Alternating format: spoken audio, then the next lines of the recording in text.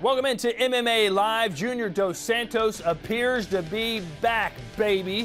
My name is Todd Grisham. It was not a good night for Big Ben Rothwell. To discuss this fight and several others, we welcome in from the fight capital of the world, Sin City, Las Vegas, Nevada. It is Brett Okamoto, our MMA insider. Brett, you saw this fight like the rest of us. Junior dos Santos, a world-class boxer. It was a boxing match, and Rothwell was simply his punching bag. What happened?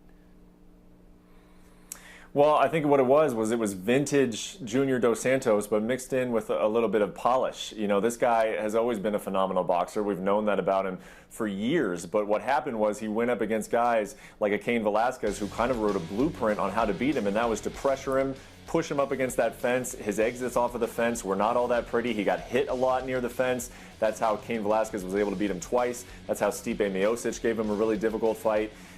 So you anticipated Ben Rothwell trying to do the same, and for the most part he did. He just didn't take advantage of when he walked dos Santos back to the fence. And when you give dos Santos some space to work with, he can look phenomenal, and he did on this weekend. Before the fight, dos Santos said, if I win and I look good, which he certainly did, I deserve a heavyweight title shot. What say you?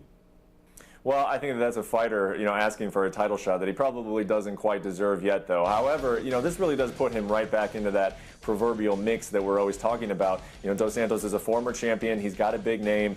The UFC likes to put him into big fights like the main event here that we saw in Croatia. So even though he's not the #1 contender quite yet, I think he's in a good spot. The guy ahead of him is clearly Alistair Overeem. Overeem is really who benefits the most from this result of this last weekend. He knocked out Junior dos Santos in December. Now he's scheduled to fight on May 8th against Andrei Arlovski, and that's only 6 days before Fabricio Verdum is supposed to fight Stipe Miocic. So if Overeem looks good on May 8th in the Netherlands, then I think that title shot's all his.